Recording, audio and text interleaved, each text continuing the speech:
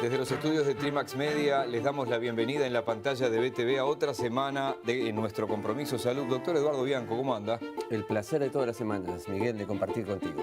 Y con todos ustedes que nos brindan siempre sus comentarios, sus propuestas a través de nuestras vías de comunicación. Y a veces eso tiene que ver con un tema de un programa completo y a veces la realidad también marca nuestra agenda. Por eso el tema de hoy es ébola. ¿De qué hablamos cuando hablamos del virus del ébola, de la enfermedad? Siempre, y estábamos hablando antes de que empezara este programa, los que tienen más memoria y eran buenos en geografía, recordarán un río Ébola en el Zaire, en el centro oeste de África. Y obviamente de ahí viene el nombre, pero bueno, nos va a acompañar hoy un virólogo, un científico de primer nivel, es el decano de la Facultad de Ciencias, el doctor Juan Cristina, que estará en los próximos bloques con nosotros para ir un poquito más a fondo con respecto a esto. Es un investigador de primer nivel, de esos uruguayos además que trabajó en el exterior, concretamente en los Estados Unidos. De repente le pedimos que nos cuente un poco, y que hace muchos años, en la época de Mario Yebor, siendo decano de la Facultad de Ciencias, decidió venirse al Uruguay. Con él entonces estaremos tratando de aclarar esto que preocupa al mundo entero. Se ha conocido, bueno, más de un caso que era impensable que llegara a países como Estados Unidos, por ejemplo. Y bueno, el Ministerio de Salud Pública ya ha tomado las medidas pertinentes para en pocos días, además, tener un plan de contingencia con las medidas adecuadas. Exactamente, es un tema de actualidad, es un tema importante por la severidad y la alta mortalidad que tiene este virus, y en el cual no podemos no conocer y prepararnos ante una eventualidad de que llegue a Uruguay, porque no prepararnos es el principal error y que nos puede costar muy caro. ¿Cómo afecta esto? ¿Por qué termina muchas veces produciendo hemorragias fatales en un muy corto lapso? ¿Cómo se transmite y cómo no se transmite? Porque ustedes verán a veces las imágenes de televisión al personal preparado de Naciones Unidas o de la Organización Mundial de la Salud con unos escafandras y unos equipos brutales, y el resto de la gente allí. ¿Y qué pasa? ¿Se están contagiando? Bueno, no necesariamente, ¿no? Esa es la idea, ¿no? Compartir con nuestra audiencia los datos en base científica, romper mitos y aclarar dudas que mucha gente tiene al respecto de este tema. Se han dado situaciones tremendas que han contado los científicos que están trabajando en la zona. Bueno, en algún caso, alguna guerrilla local que de repente mata a un equipo, ¿no? Pero ese es un tema puntual. Pero en otros casos, el temor a esta gente que viene con estas vestimentas y estos desconocidos ha hecho que muere un familiar y, lejos de enterrarlo, dar cuenta a las autoridades, lo esconden en las casas. Casas muy precarias. Imagínese, doctor, lo que pasa, que le voy a explicar a usted. Eso, bueno, todo eso lo vamos a abordar en profundidad, porque en parte por esas costumbres, por esa forma de pensar, es que están viviendo este problema en esa región de África. Bien, ébola a fondo en el programa de hoy. @saludcompromiso, ese es nuestro Twitter, y nuestro correo electrónico es compromisosaludui@gmail.com. Para complementar y dar inicio formal a este programa, les presentamos el informe siguiente. A lo largo de la historia, la humanidad ha experimentado grandes epidemias que afectaron el desarrollo de civilizaciones enteras. Se trata de enfermedades infecciosas que afectan a la población de una región específica y suelen impactar en territorios fronterizos. Cuando una epidemia se expande a nivel mundial, se convierte en pandemia. La pandemia más reciente es la influenza A H1N1, conocida popularmente como gripe porcina. Sin embargo, hoy en día, la población se alerta de una nueva amenaza, el virus ébola. El ébola proveniente del Congo es el causante de una enfermedad infecciosa severa, altamente contagiosa, que afecta a todos los primates, incluidos los seres humanos. La gran preocupación es que no se conoce un tratamiento específico ni una vacuna para combatir el virus. Si bien la Organización Panamericana de la Salud recomienda a los países estar alerta sobre la potencial introducción del virus en las Américas, lo cierto es que recientemente se conoció un caso de ébola en Estados Unidos. Es sumamente necesario que los trabajadores de la salud estén instruidos en la enfermedad, así como también se requiere concientizar y adoptar medidas de prevención. ¿Cómo se prepara el mundo para impedir el desarrollo de esta epidemia? ¿Cómo se prepara Uruguay? Hoy en Compromiso Salud, Ébola.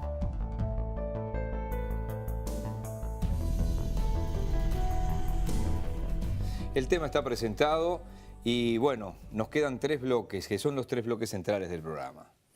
Y bueno, vamos a tratar de comunicarle a todas las personas que nos siguen información básica, pero también preguntas.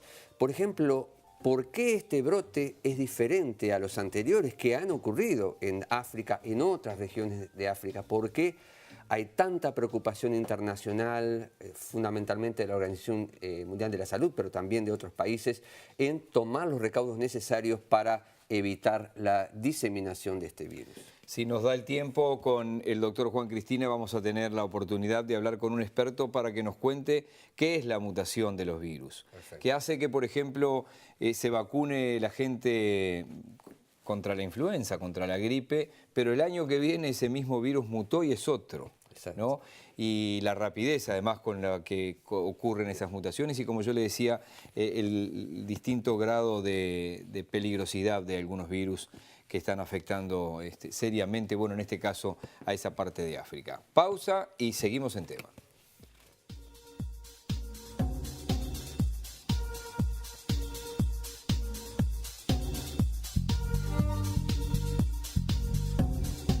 Sing your songs, or dance your dance, or gave your friends all a chance. Putting up with them wasn't worth never having you.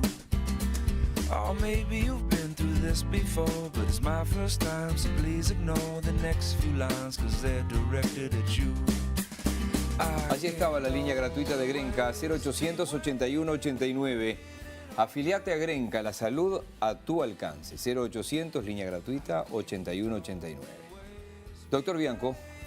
Bueno, Miguel, el temor fundamental con este virus es el riesgo de que ocurra una epidemia, fundamentalmente una pandemia a nivel internacional. Pero queremos repasar al comienzo del programa una serie de hechos que han ocurrido a lo largo de la historia y que realmente han sido grandes epidemias que afectaron ciudades o parte de la humanidad.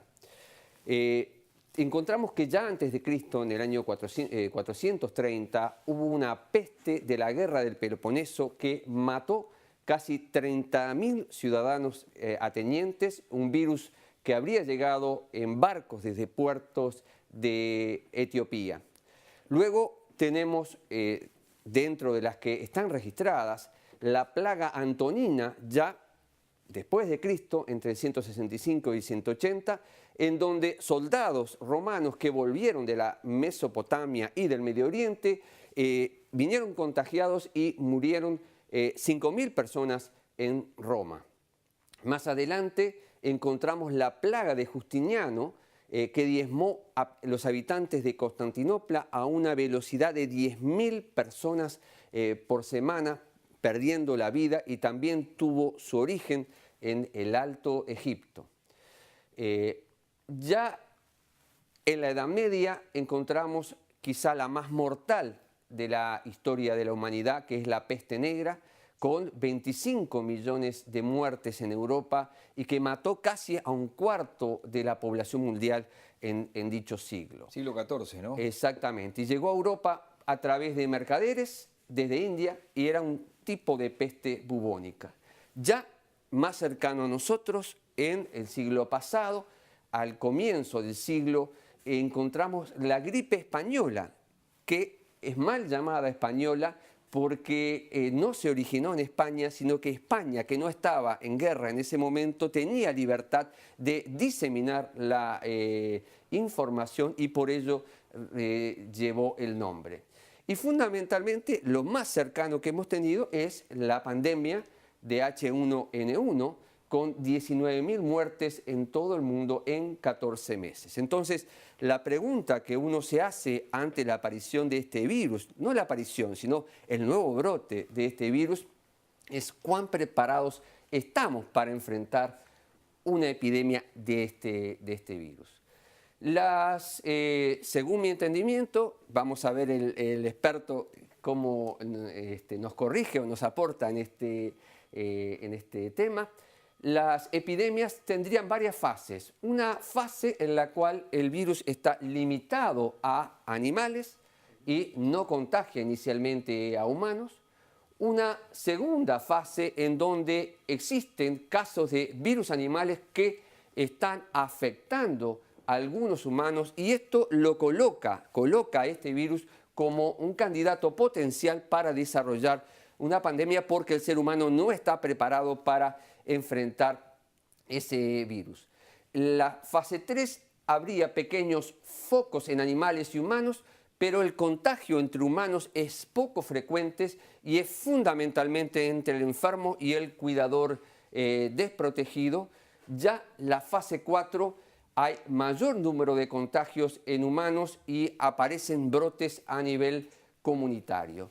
La 5 es en donde la propagación ya está establecida de persona a persona y hay por lo menos en 2 países en una misma región, que es lo que tendríamos más o menos en este momento.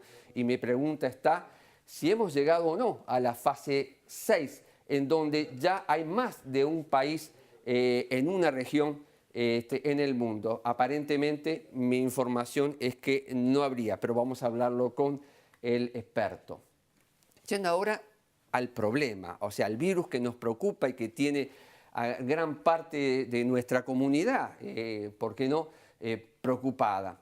¿Qué es el ébola? El ébola es un virus de la familia Filoviridae que proviene de la zona, como tú decías al principio, del río Ébola, de la República Democrática del Congo, ex Zaire, y el primer caso registrado está en el año 1976.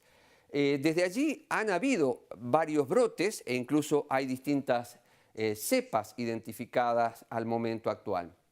Y el ébola es causante de la fiebre hemorrágica viral del ébola, una enfermedad altamente infecciosa, altamente contagiosa, muy severa, con una mortalidad que oscila entre 50 a 90%, y donde el principal reservorio no serían los otros mamíferos como los chimpancés, sino fundamentalmente los murciélagos de la fruta. Vamos a ver ahora en este tape cómo actúa el virus después de que ingresa al cuerpo de un ser humano y va causando el daño en el mismo. Cuando el ébola entra en el cuerpo, el virus ataca a distintas células. Una vez que alcanza las células que revisten los vasos sanguíneos, se multiplica tan rápidamente que destruye la superficie del vaso y causa una grave hemorragia interna. Los virus del ébola saturan los flujos sanguíneos y generan coágulos que bloquean el suministro de sangre a los órganos vitales. Luego, estos órganos comienzan a fallar.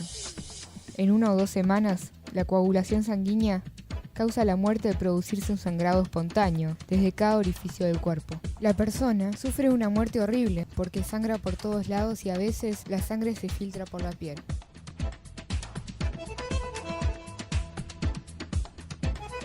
Entonces, una vez que comenzó a afectar el cuerpo este virus, lo hace en forma súbita y los síntomas más frecuentes son fiebre alta, postración, un gran cansancio, dolor muscular importante, dolores en las articulaciones, dolor abdominal, vómitos y dolor de cabeza. A la semana pueden aparecer una erupción en todo el cuerpo y fundamentalmente lo que domina la etapa más severa de la enfermedad son las hemorragias, la pérdida de sangre fundamentalmente a nivel gastrointestinal y, como decíamos, una alta mortalidad que puede llegar hasta el 90% de las personas predominantemente por un shock hemorrágico, por pérdida de sangre. El primer caso detectado, y siempre es importante identificar ese primer caso para entender cómo se fue diseminando y de esa manera enfrentar y tratar de limitar los casos y impedir que se difunda el proceso infeccioso en curso. Fue en 1976, como decíamos, Yambuku, en norte de Zaire, actual Congo, un profesor de 44 años que volvía de Zaire, murió luego de 14 días de evolución de la enfermedad. Y si bien lo vamos a repetir e insistir con nuestro experto, tenemos que entender cómo se transmite, que la transmisión es por un contacto muy directo de persona a persona o con los fluidos corporales, como la sangre, la orina u otro tipo de fluidos que están infectados. No así es a través del aire, a través del agua, a través de alimentos. En el África está el problema de los ritos, y hay un rito que es lavar a los muertos, y eso es un alto riesgo de contaminación.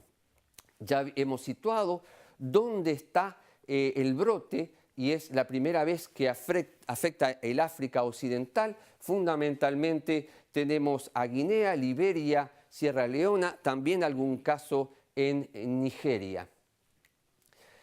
Y el punto es que no existe un tratamiento específico para esta enfermedad. El tratamiento fundamentalmente es fisiopatológico, es tratar de antagonizar los daños y desastres internos que provoca este virus, y fundamentalmente la prevención, teniendo una precaución extrema. Vamos a hablar de que el Ministerio de Salud Pública ha comprado en los últimos días equipos para encarar este problema. Y vamos a mostrar ahora, para terminar esta presentación, un esbozo de la respuesta, porque la pregunta es, ¿el mundo se está preparando para enfrentar esto? Sí, nos estamos preparando, y vamos entonces a mostrar qué está haciendo la Organización Mundial de la Salud.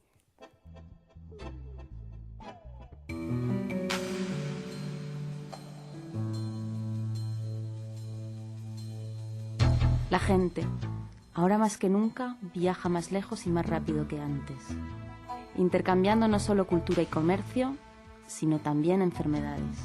Enfermedades que no respetan fronteras, provocando sufrimiento y pérdidas por doquier. ¿Cómo detener algo que no podemos ver? La Organización Mundial de la Salud ha creado la Red Global de Alerta y Respuesta a las Epidemias, que reúne 120 socios alrededor del mundo para dar una respuesta rápida a las epidemias. Esta red global ha logrado reducir el tiempo de respuestas a epidemias a solo días u horas. Es un partenariado global sin fronteras, de gente que junta ayuda a la gente, más rápidamente. Hoy, esta red global está respondiendo a lo imprevisible, marcando la diferencia en la vida de las gentes del mundo entero. Pero no solo la Organización Mundial de la Salud, sino el Centro de Control de Enfermedades de los Estados Unidos y muchos otros centros de investigación están preocupados, trabajando en conjunto para intentar limitar lo más posible estos casos y que no haya una difusión internacional masiva.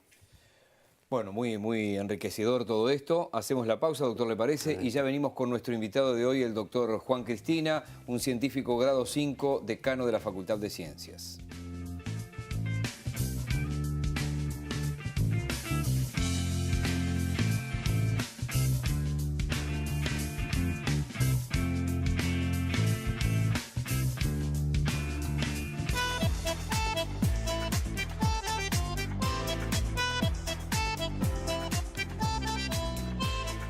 Presenta este espacio Aliviol Sport y Chao Dolores.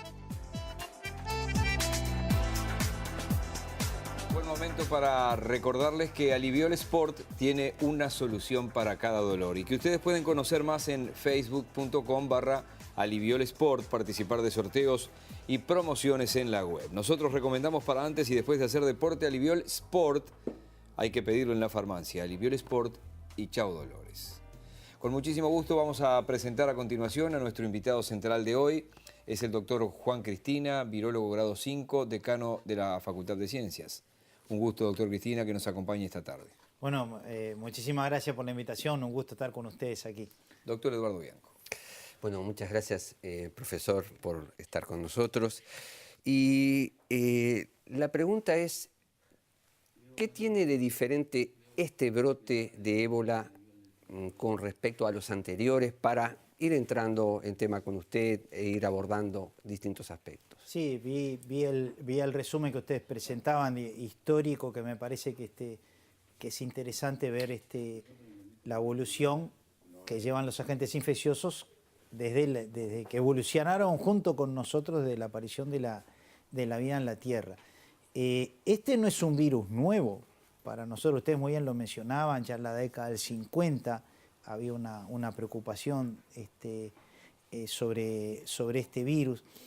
Un virus originario del África Occidental. La gran diferencia es que, si bien esta familia, como ustedes muy bien lo señalaban, ¿no?, que son los filovirus, que son patógenos que nosotros llamamos categoría 4, quiere decir que son los más peligrosos de todos, justamente por la mortalidad elevada que llevan en las poblaciones.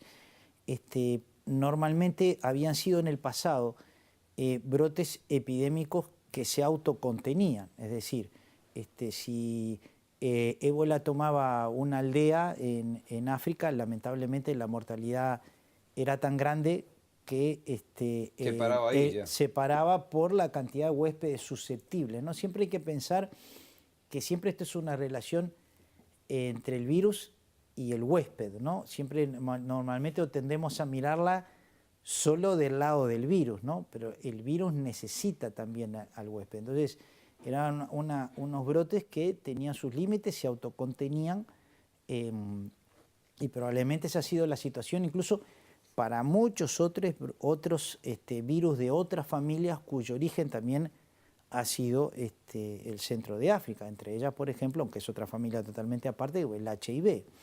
Por ejemplo, nosotros luego hemos ido a África y hemos encontrado, en el caso, por ejemplo, de HIV, si bien es otra familia de virus muy distinta, encontramos un SIV, por ejemplo, un virus como el que produce el SIDA en humanos, produce, vamos a decir, un SIDA de simios, digamos, ¿no? Que jamás, probablemente, nunca lo hubiéramos ido a encontrar si no hubiéramos tenido necesidad de ir a averiguar más. Hay historias históricas que son realmente increíbles con respecto a los filovirus, que en realidad lo que nosotros hoy conocemos como ébola tiene varias especies, ¿no? En realidad la especie de ébola que estamos considerando ahora se llama ébola zaire, ¿no?, que es una de las 5 que existen, de las 5 variantes, porque también hay emergencias de filovirus, por ejemplo, en el sudeste asiático, en las Filipinas. En este caso estamos considerando ébola zaire, que es el que ha emergido recientemente. De hecho, nosotros estamos contribuyendo con algunos trabajos en la facultad entre varios grupos.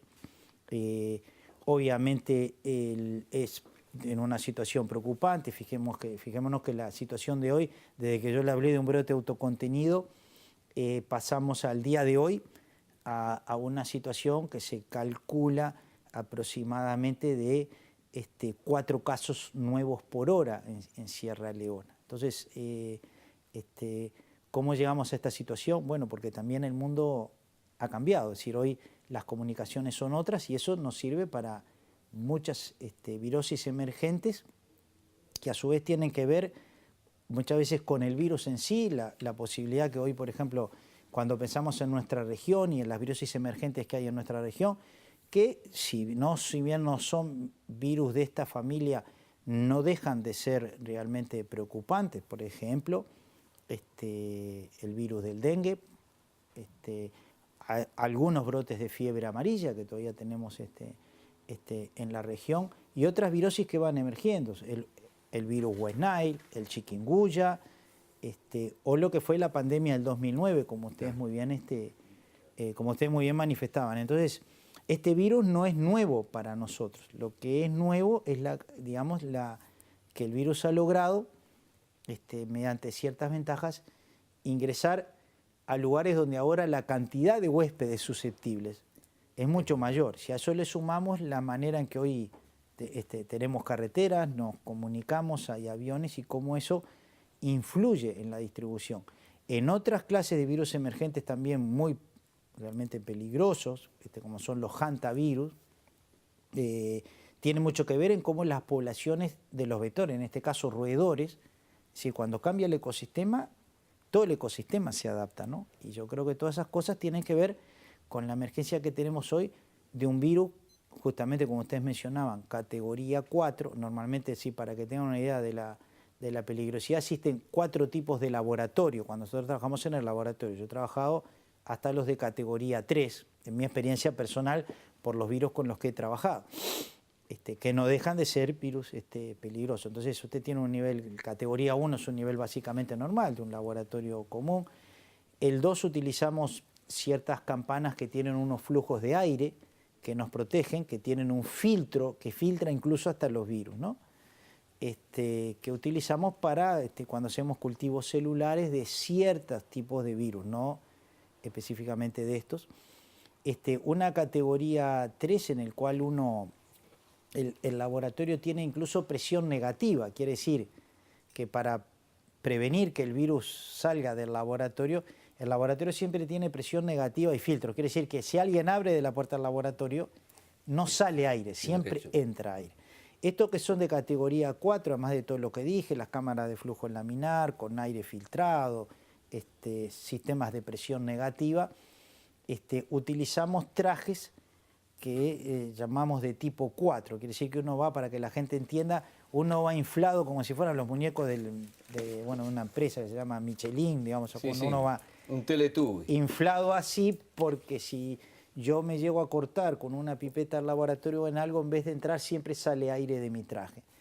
En el campo, cuando trabajamos con patógenos tipo 4, pensamos que vamos a trabajar, también llevamos traje de tipo 4, con presión positiva. Eso es lo que se está viendo ahora en la televisión. Adentro del traje, sí, incluso ven unas provisiones, a veces las procesiones que la gente ve son un poco más precarias. Nosotros todavía llevamos trajes que están inflados a presión, que en realidad tienen un motor que nos lleva en el costado y que infla el traje, de manera que intentamos que ni siquiera entre el aire. Como ustedes muy bien decían, creo que hay que explicar muy bien cómo se transmite el ébola. Eso quisiera que insistiera.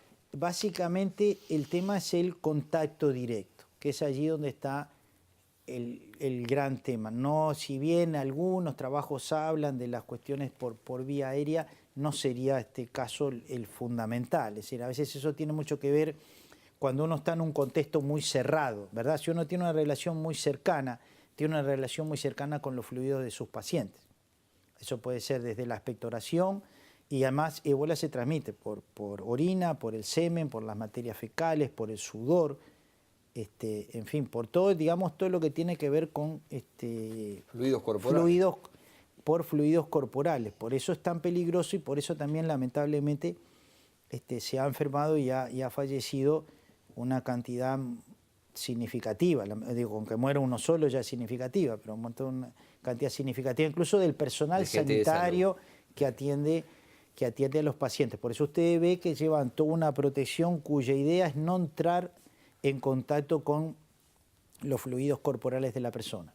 Una pregunta. En el caso de que una persona sobreviva al ébola, ¿hay algún cuidado especial por algún tiempo o una vez que se curó ya no tiene riesgo de seguir Bueno, transmitiendo? probablemente el tema de la curación no es inmediata, sino que lleva un cierto tiempo, pero digo, las personas que luego se recuperan de la infección tienen anticuerpos, es decir, que en realidad lo que viene a hacer el sistema inmunitario, en realidad tiene varias cosas. Es como un ejército, digamos, del organismo que lo que detecta es, digamos, lo que es propio y lo que es no propio, ¿no? Es decir, como que tenemos un sistema sensorial que permite al organismo, es decir, cómo entra ébola al organismo, ¿no? Se pregunta cómo hacen todos los virus, es decir, los virus es como si fuera un ladrón que tiene, ¿no? Como sería la jerga antigua de la policía, ¿no? Que tiene llaves apropiadas, ¿no? Tiene llaves apropiadas de las células del organismo, se une a distintos receptores celulares que vienen a ser como la parte de la cerradura, digamos, lo que tiene son proteínas en la superficie que vienen a ser como la llave, y es como la llave que encaja en una cerradura y permite al material genético del virus entrar en la célula. Eso genera toda una cantidad de cuestiones inmunopatológicas, que es lo que ustedes explicaban, que da lugar a las manifestaciones hemorrágicas. ¿Por qué en el caso de la familia de los filovirus? Se llaman filovirus porque tienen una forma, como se ve al microscopio electrónico, que es como esos bastones que usan los pastores, digamos, ¿no? Esa es la forma que tiene el virus, ¿no? Entonces, en esas proteínas de superficie, esa llave entra. El virus, por ejemplo, en lo que tiene que ver con el sistema circulatorio, afecta a sistemas, a las células de muchos de esos sistemas, que tienen que ver con nuestros capilares, que tienen que ver con todo el sistema en general, y lo que produce finalmente es una inmunopatología que da lugar a hemorragias. Como tiene la facilidad de tener llaves que le permiten entrar en múltiples sistemas de nuestro organismo, en realidad lo que se produce en el paciente es una enfermedad hemorrágica, es decir, con pérdida de sangre, sobre todo incluso interna, que es muy grave y que finalmente ocasiona directa o indirectamente la falla de los sistemas y la muerte del paciente. Ahora, las personas que se recuperan generan anticuerpos, es decir, defensas del organismo que van a atacar el virus o lo van a marcar para que otras células especializadas del sistema inmunitario lo neutralicen. Después que una persona se ha recuperado totalmente, no transmite el virus del Esa era la pregunta. Exactamente.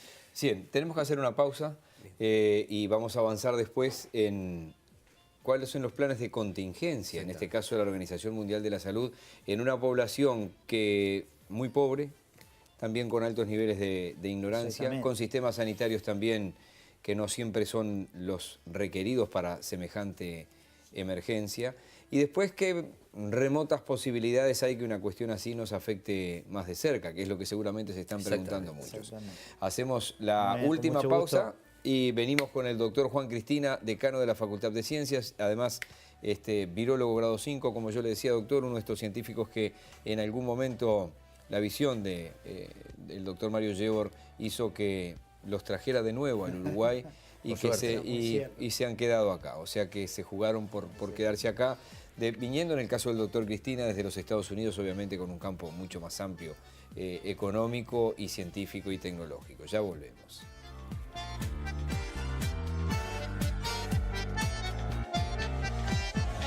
Presentó este espacio Aliviol Sport y Chao Dolores.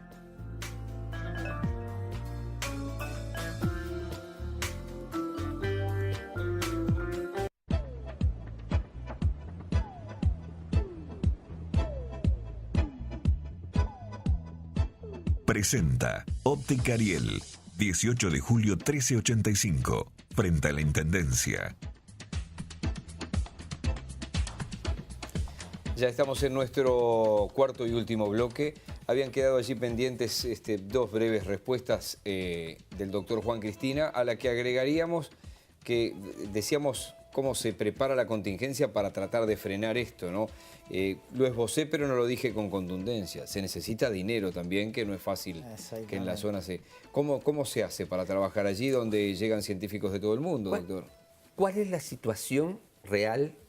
¿Qué es lo que se necesita allí? ¿Y cuánto se estima de dinero, si es que usted tiene una respuesta para eso, para poder bloquear en ese punto y ayudar a que no se disemine primero allí, para después ver cómo seguir previniendo? Exactamente, creo que el tema de actuar localmente, primero, uno de los conceptos más importantes es que las virosis emergentes nunca es un problema de un solo país, sino que la única manera de atacar una virosis emergente es con un enfoque regional.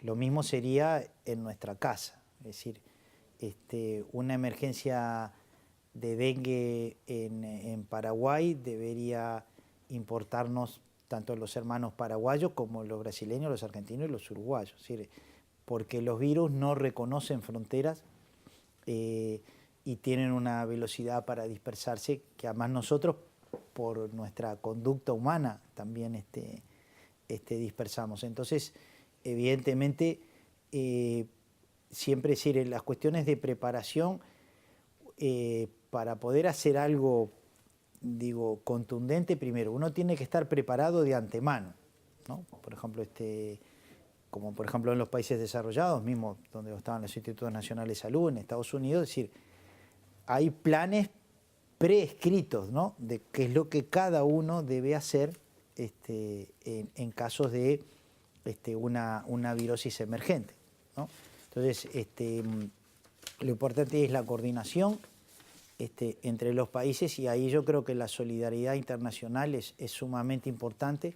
De hecho, en los networks, es decir, en las redes que integramos, la comunidad de virólogos, mis compañeros y yo aquí en Uruguay, de varios lados recibimos las noticias y los requerimientos de muy diversas especialidades, porque usted para atacar esto necesita enfermería, necesita médicos, necesita laboratoristas, necesita epidemiólogos, necesita biólogos moleculares. Es una manera de, por ejemplo... ¿Y cómo se hace para reclutar a esa gente? ¿Hay alguien que les paga pasajes, les paga estadía, les garantiza algo? La Organización Mundial de la Salud tiene su manera de hacer las cosas, y luego creo que mucho va en el interés de apoyar de los distintos países, de los distintos gobiernos a quienes se les ha pedido ayuda específicamente, con muy diversas estrategias de acuerdo a lo que cada uno a lo que entienda cada uno que debe aportar, ¿no? Ahora, el tema de no parar allí tiene sus costos, de luego tener que pararlo en otro lado, ¿no? Es claro que si uno quisiera ayudar a esa gente que hoy está afectada, el hecho de ayudarlos a ellos nos estaríamos ayudando a nosotros mismos, pero exige una inversión grande por la que estimo para frenar ese una inversión grande. Y necesita decisión política internacional para eso. Y necesita decisión de los gobiernos y decisión internacional. Lo que pasa es que los que trabajamos en esto, normalmente lo que nos pasa es que somos profesionales. Golpeamos la puerta, no, golpean la puerta cuando hay una emergencia, ¿no? Antes no. Antes no. Entonces, ¿cuánto vamos a gastar ahora en esto? ¿Y cuánto hubiéramos gastado en investigar con tiempo una vacuna o antivirales que fueran eficaces? Pues probablemente, hasta probablemente gastemos más. Entonces, yo creo que lo más importante es pensar que estos temas, primero, son regionales, no es un tema de una política que pueda hacer un solo país, o sea que tiene que haber una conjunción de intereses regionales, requieren inversión, y creo que lo más importante también es preguntarnos y aprender de nuestros hermanos africanos, de que si bien yo considero, porque obviamente nosotros en ciencia no tenemos la bola de cristal, ¿no? Creo que es remoto la posibilidad, salvo, es decir, hay casos, ¿no? Por ejemplo, veíamos que hay algún caso factible de una persona que estuvo en esa zona y ahora viajó a Estados Unidos y comenzó con los síntomas allí. Eso es algo azaroso, imposible de prevenir, pero dependerá mucho de los contactos que esa persona ha tenido, etcétera. O sea que no, las posibilidades no son, digamos, de pandemia. No, en este momento nosotros no estamos en condiciones de afirmar un nivel de pandemia para el caso de ébola. No son esos datos los que nosotros tenemos. Ahora, capaz que me lo pregunta dentro de 2 semanas y le puedo decir, si hacemos un símil con la pandemia del 2009 de influenza, que es otro virus, ¿no? Que es distinto. Que otra forma de transmisión. De acuerdo a lo que nosotros veíamos, le puedo decir, más o menos el 1 de abril, ya sabíamos que había indicios de una nueva pandemia. Nosotros el 28, me acuerdo perfectamente, el 28 de abril del 2009, en nuestros laboratorios de la facultad, ya sabíamos que esa cepa era diferente de la cepa que estaba en la vacuna de gripe para ese año, y sabíamos, teníamos ciertas evidencias si iba a ser sensible o resistente a los antivirales que se tenían. O sea que Si nosotros desarrollamos capacidades científicas y trabajamos a priori, y eso significa, obviamente, una coordinación, en este caso, del Sistema Nacional de Emergencia, donde estamos todos representados, ¿no? Y una coordinación que yo creo importante con el Ministerio de Salud Pública, que entiendo que está tomando, digo, cartas en el asunto. Pero en realidad tendemos a pensar que nosotros solos podemos enfrentar una virosis emergente, y eso requiere esfuerzos coordinados a nivel regional. Hay preguntas que la gente se hace y que queremos transmitirle. ¿Qué pasa con los viajeros a África? Una cosa es la región afectada y otros países de África. ¿Hay un riesgo real? ¿Qué es lo que... Creo que obviamente muchas veces se causa cierto pánico en estas situaciones. Tampoco no quiere decir que todas las personas que van a viajar a esa región se van a enfermar de ébola. No es ese el caso. Es importante que lo diga usted. No, ese es el caso. No quiere decir que, a ver... o el contingente que está en otro lugar cercano, pero relativamente cercano. No, el contingente militar, digo. Sí, las fuerzas... de paz. De paz, la cual nuestro país tiene representación, sí, no están en la zona más afectada y no tendrían por qué, lo cual no quiere decir que no pueda haber que riesgo. esa situación pase, y bueno, yo creo que todas esas situaciones hay que contemplar. El resto de la gente que va a África, a otros países, no tiene que seguir las normas que además como ustedes saben, digo, cuando uno viaja al exterior, cuando no son destinos de los que normalmente hacemos, incluso hay recomendaciones del propio Ministerio de Salud Pública, es decir, que si usted quiere viajar a un país, vamos a decir, del cercano oriente, ya hay información sobre cuáles son las vacunas que se requiere, etcétera. Yo creo que también se ha hecho, lo cual es entendible por la situación, muchas veces es un pánico que uno dice, bueno, a ver, no se puede viajar a África porque, bueno, esa no es la real situación. Creo que hay una cosa que también decir, como usted muy bien decía, incluso en la pandemia de gripe en 1918, murió más gente de gripe que los que murieron en ambos bandos de la Primera Guerra Mundial sumados, ¿no? Para tener una idea. Ahora, tampoco se murió toda Europa, no es esa la situación, porque dentro de la población, bueno, hay... afortunadamente hay también resistencia a las enfermedades. Yo creo que es importante, y me parece importante que los países latinoamericanos también aportemos un granito de arena a esta situación. En realidad lo que estamos haciendo es beneficiándonos a nosotros mismos, ¿no? Absolutamente. ¿Cuántos datos tiene con respecto a la evolución de una posible vacuna? Es difícil de decir, yo creo que trabajamos nosotros en dos líneas. Una línea es la línea de las vacunas y otra línea es la línea de lo que nosotros llamamos antivirales. Los antivirales son compuestos químicos, por ejemplo, recordemos, bueno, es un nombre comercial. Sí, que pero se usa, puede decirlo, no hay problema. Recuerda, la gente pedía Tamiflu, ¿no? En la farmacia cuando fue el Tamiflu, no es el nombre científico, es una molécula que nosotros estudiamos, en la cual hemos estudiado muchas cepas uruguayas y afortunadamente todas todavía son sensibles a ese antiviral. Es una molécula que uno puede decir, lo que hablábamos de la llave, de las uniones que tienen en la superficie del virus, hay una proteína que tiene, vamos a decir, como si tuviera un bolsillo, ¿no? Que ese bolsillo es necesario para que el virus corte un virus que ya se formó y ese virus pueda ir a infectar una célula. Lo que hace el Tamiflu, que se llama oseltamivir científicamente, se intercala allí y no permite que el virus se despegue y vaya a infectar otra célula, ¿no? Entonces son compuestos químicos que tienen ese tipo de acciones. Tratamos de que con una molécula química bloquear alguna de las acciones del virus, ¿no? Eso se trata de hacer para todos los virus, ¿no? Y entonces es difícil de decir, sobre todo porque con patógenos tipo 4 ya el hecho de hacer los experimentos es bastante peligroso. Caro y bastante peligroso. Hay algunos, también se nos planteó un tema bioético en esta pandemia, a todos los colegas, que es el hecho de que algunas drogas que todavía, las drogas siempre pasan por distintas fases y todas llevan un tratamiento ético hacia los pacientes. En este caso se utilizaron algunas drogas experimentales sin cumplir todos esos pasos que normalmente Hubo cumplimos. como una presión. Por una razón digamos, quizás de fuerza mayor. Sí, de apremio, ¿no?